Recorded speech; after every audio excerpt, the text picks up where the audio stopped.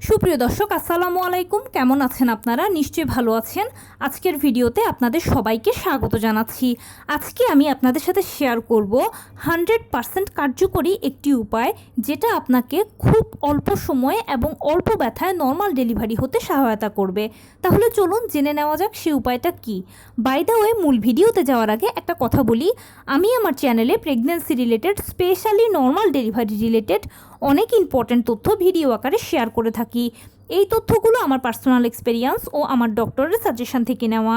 তাই আমার চ্যানেলটিকে যদি একবার আপনারা ভিজিট করেন, তাহলে আপনারা আপনাদের প্রশ্নাতীত মনের অনেক প্রশ্নের উত্তর পেয়ে যেতে পারেন। আমন্ত্রণ জানাবো আমার চ্যানেলটিকে একবার ভিজিট করে দেখার। এবারে চলুন মূল আলোচনায় যাওয়া যাক। আমি শুরুতেই বলেছি আজকে আলোচনা করব অল্প সময়ে অল্প ব্যথায় 100% কার্যকরী একটি উপায় সম্পর্কে, যেটা নর্মাল ডেলিভারিতে আপনাকে খুব সহায়তা করবে। দেখুন, আমরা সবাই জানি যে ডেলিভারির দুটো পদ্ধতি, একটা সিজার, একটা নর্মাল ডেলিভারি। সিজারটা হচ্ছে প্রি প্ল্যান, পূর্ব থেকে ডাক্তার আপনাকে বলে দেবে কখন, কোন দিন, কোন সময় সিজার হবে, সে মতে আপনি প্রিপারেশান নিতে পারলেন। কিন্তু নর্মাল ডেলিভারিটা হচ্ছে একটা প্রাকৃতিক পদ্ধতি। এখানে প্রতিটা স্টেজ কিন্তু প্রাকৃতিকভাবে সম্পন্ন হবে। আর ইতিমধ্যে আপনারা নিশ্চয়ই আমার ভিডিও থেকে জেনেছেন যে নর্মাল ডেলিভারির 5টি স্টেজ রয়েছে। প্রতিটা স্টেজ কিন্তু একের পর এক আসবে, একের পর এক শেষ হয়ে নতুন আরেকটা স্টেজ চলমান থাকবে। এভাবেই ডেলিভারি কাজটা শেষ হবে। এখন প্রতিটা ধাপই এখানে গুরুত্বপূর্ণ। আর এটা যেহেতু একটা প্রাকৃতিক পদ্ধতি, তাই প্রাকৃতিকভাবেই কিন্তু প্রতিটি ধাপ শুরু হয়ে শেষ হবে। জোর করে ডাক্তার দিয়ে টানাহিচড়া করে কোনো মতেই কিন্তু নর্মাল ডেলিভারিটা সম্ভব নয়। সম্পূর্ণ প্রাকৃতিকভাবে এই পদ্ধতিটা শুরু হবে, প্রাকৃতিকভাবে শেষ হবে। আর যেহেতু এটা একটা প্রাকৃতিক পদ্ধতি, সেই জন্য সারা জীবনভর একজন নর্মাল ডেলিভারির পেশেন্ট ভালো থাকে সিজারিয়ান পেশেন্টের তুলনায়। এখন নর্মাল ডেলিভারিটা নিয়ে আমাদের নতুন মায়েদের বা যারা প্রথমবার মা হচ্ছেন, তাদের বিভিন্ন ধরনের ভয় কাজ করে। আপনি যদি চান যে খুব অল্প সময়ে এবং অল্প ব্যথায় আপনার নর্মাল ডেলিভারিটা হোক, তাহলে কিন্তু আপনাকে একটা কাজ করতে হবে। আর সেই কাজটা হচ্ছে নিয়মিত হাঁটাচলা করতে হবে। আপনি প্রেগন্যান্সির শুরুর থেকে যদি একটা নিয়ম মেনটেন করেন, তাহলে ইনশাল্লাহ শেষ পর্যন্ত গিয়েও কিন্তু আপনি সুফল পাবেন। অবশ্যই আপনাকে প্রতিদিন 30 মিনিট হাঁটাচলা করতে হবে ভোরে ঘুম থেকে উঠে। এরপরে কিছুক্ষণ বাটারফ্লাই স্টাইলে বসে থাকবেন। রাতে ঘুমোতে যাওয়ার আগে আবার 30 মিনিট হাঁটাচলা করবেন। এরপরে কিছুক্ষণ বাটারফ্লাই স্টাইলে বসে থাকবেন। যদি সম্ভব হয় তাহলে দুপুরবেলাও খাবারের পরে 30 মিনিট হাঁটাচলা করে কিছুক্ষণ বাটারফ্লাই স্টাইলে বসে থাকতে পারেন। এই যে নিয়মিত আপনি হাঁটাচলাটা করলেন, এতে কি হবে, আপনার শরীরটা একটা এক্সারসাইজের উপর দিয়ে যাবে। আর একটা শরীর যখন এক্সারসাইজের উপর দিয়ে যায়, তখন কিন্তু ঠিক সময় জরায়ুর মুখ খুলে নর্মাল ডেলিভারি হয়, পেইন আসে, খুব দ্রুত সহজে নর্মাল ডেলিভারিটা হয়ে যায়। যদি আমি এটাকে একটা উদাহরণ দেই, ধরুন একটা চলমান গাড়ি, সেটা রাস্তায় কোনো জ্যাম নেই, সে সোজা কিন্তু চলেই যাবে, গাড়িটা তার গন্তব্যে খুব অল্প সময়ের মধ্যে পৌঁছে যাবে। আর যে গাড়িটা রাস্তায় চলার পথে বিভিন্ন জায়গায় বাধা পায়, মানে জ্যামে আটকা পড়ে, সেই গাড়িটা কিন্তু তার গন্তব্যে যেতে অনেক সময় লাগে।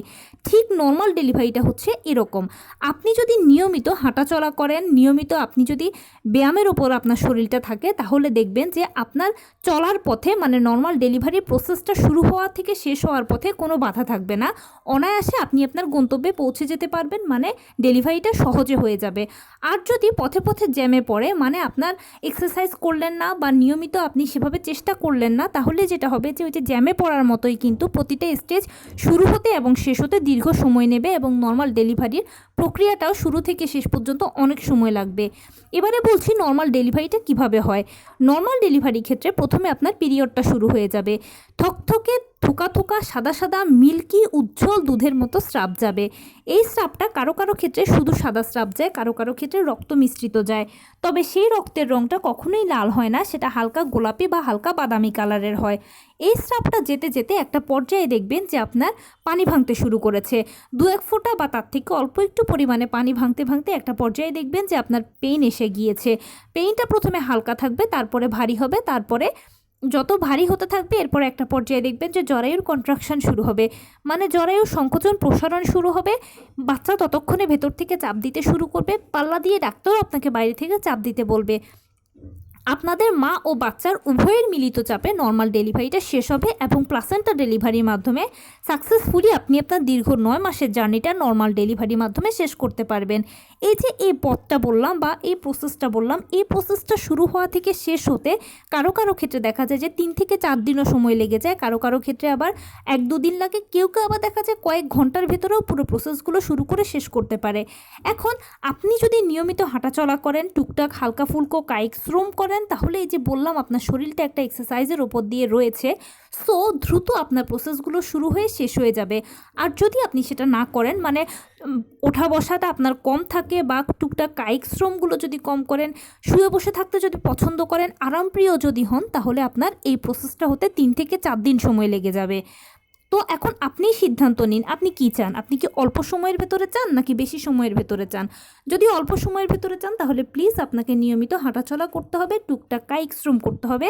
সেই সাথে আরেকটা বোনাস হচ্ছে অবশ্যই আপনি টয়লেট ইউজের ক্ষেত্রে লো কমেটটা ব্যবহার করবেন। বর্তমান সময়ে আমরা করি কি হাই কমেটটা ব্যবহার করি, স্পেশালি নবম মাসে হাই কমেট ব্যবহার করতে ভালো লাগে। কেননা যেহেতু নবম মাসে পড়লে মায়েদের শরীর ভারী হয়ে যায়, হাতে পায়ে পানি আসে, হাত পা ফুলে যায়, ব্যথা কষ্টগুলো বেড়ে যায়, তাই নবম মাসে গেলে মায়েরা যে কোনো কিছু বা সব কিছুতেই কিন্তু একটু আরাম করতে পছন্দ করেন। এই কাজটা করা যাবে না। অবশ্যই এ সময় আসলে নিয়মিত হাঁটাচলা করবেন, হালকা টুকটাক কায়িক শ্রম করবেন, অবশ্যই সেই সাথে লো কমেটটা ব্যবহার করবেন, এতে আপনার পেলভিসের একটা ভালো ব্যায়াম হয়ে যাবে। আর সেই সাথে অবশ্যই নিয়মিত পুষ্টিকর খাবার খাবেন। সকল প্রকারের ভিটামিনগুলো বা সঠিক ব্যালেন্স যেন আপনার খাদ্য তালিকায় থাকে এবং নিয়মিত প্রতিদিন যেন ভিটামিনগুলো রেগুলারলি আপনার বডিতে যেন যায়, সেটা আপনাকে অবশ্যই এনশিওর করতে হবে।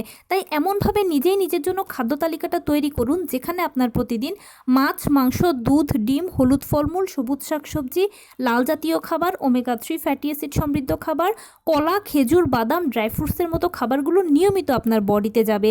এতে আপনার শরীরটা শক্তপোক্ত থাকবে, শরীরটা সবসময় এনার্জেটিক থাকবে এবং এর ফলে যে সুবিধাটা হবে যে ডেলিভারির সময় আপনি যথেষ্ট পরিমাণে শক্তপোক্ত থাকবেন। মাথায় রাখবেন যে নর্মাল ডেলিভারিতে কিন্তু আপনার বাচ্চাকে আপনার চাপ দিয়ে বের করতে হবে। প্রথমে একটা কথা বলে এসেছি যে এই সময় বাচ্চা চাপ দেয়। দেখুন বাচ্চা ভেতর থেকে কতটুকুই আর চাপ দেয় বলুন, সে তো ছোট বাচ্চা, তার কি অত শক্তি আছে? মূল চাপটা কিন্তু আপনাকেই দিতে হবে। তাই চাপ দিয়ে আপনি আপনার বাচ্চাটাকে বের করবেন। বুঝতে পারছেন ব্যাপারটা কিন্তু সহজ কথা নয়।